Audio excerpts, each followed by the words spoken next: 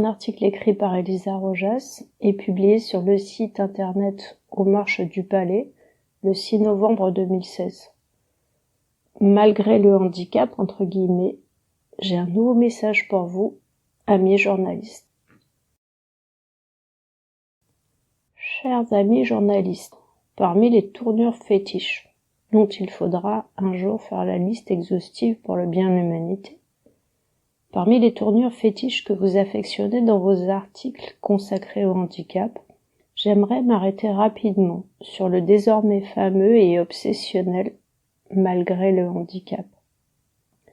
Pour que vous ayez un léger aperçu du problème, je vous ai sélectionné quelques exemples.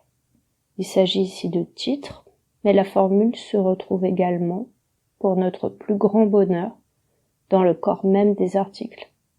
Ils sont issus de la presse nationale et locale. Pas de jaloux.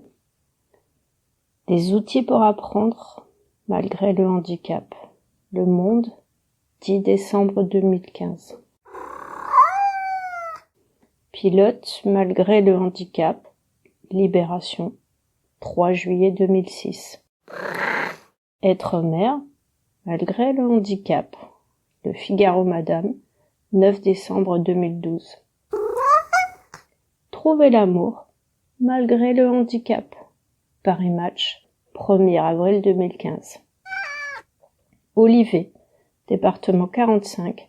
Redécouvrir le sport malgré le handicap. Site internet de France 3, 3 septembre 2016. Malgré le handicap ou la maladie, une rentrée presque comme les autres. La Dépêche, 2 septembre 2016. Pour terminer, mon préféré est celui qui suit. Best one ever. Binic. Rire en mer, malgré le handicap. Ouest France, 21 octobre 2016. Ainsi, vous venez régulièrement nous révéler et vous émerveiller du fait que l'on peut étudier malgré le handicap, travailler malgré le handicap, avoir des loisirs malgré le handicap, avoir une vie sentimentale et sexuelle malgré le handicap, être parent et surtout mère, non, sans blague, malgré le handicap. Bref, que l'on peut vivre malgré le handicap.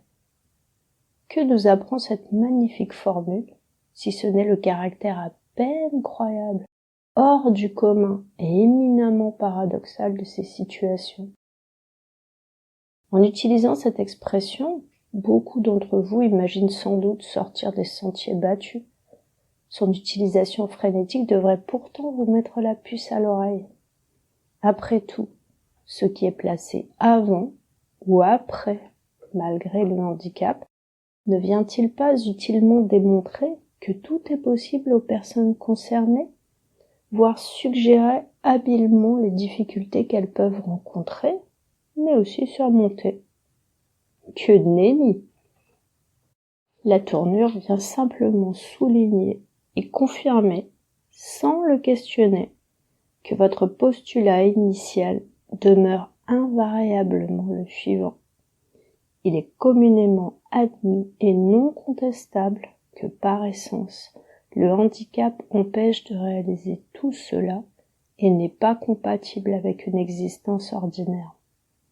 Elle est, en plus, systématiquement mise au service de récits individuels ou de témoignages rarement contextualisés, qui versent à un moment ou à un autre toujours dans l'inspiration porn, en présentant ces situations comme des réussites inexplicables autrement que par le volontarisme forcené des principaux intéressés. Comment faire, chers amis journalistes, pour sortir de cette impasse? Peut-être faudrait-il changer de postulat, partir du principe qu'avec un handicap, toutes ces réalités et ces activités sont possibles, ou, du moins, devraient l'être. Peut-être faudrait-il renoncer au sensationnel pour privilégier l'information, en donnant davantage d'explications sur ce qui rend certaines d'entre elles encore trop rares ou difficilement accessibles aux personnes handicapées. Cela permettrait à tous de réaliser que le vrai paradoxe ne réside pas dans le fait d'être handicapé et de vivre sa vie, mais d'être handicapé et de ne pas pouvoir le faire, à cause non pas du handicap, mais d'un système d'oppression systémique bien rodé qu'il serait temps de mettre à jour. Peut-être faudrait-il également, chaque fois que possible, interroger vos collègues handicapés. Ah mince, j'oubliais, vous n'avez pas tellement de collègues handicapés dans vos rédactions.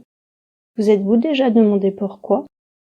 Interrogez vos collègues handicapés qui pourraient avoir un avis sur le vocabulaire que vous utilisez dans vos articles pour parler de la réalité de leurs semblables. Ou bien même, et surtout, interrogez des militants directement concernés.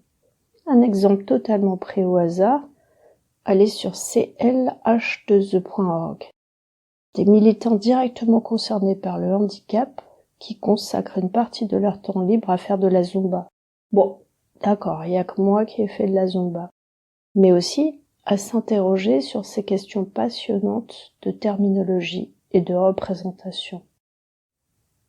Ce ne sont que quelques pistes de réflexion qui mériteraient néanmoins d'être abordées au sein de vos rédactions pour rendre vos articles sur le handicap plus pertinents et éviter de passer quelques minutes désagréables à lire un texte comme celui-ci qui vient encore vous accuser de tous les mots MOTS.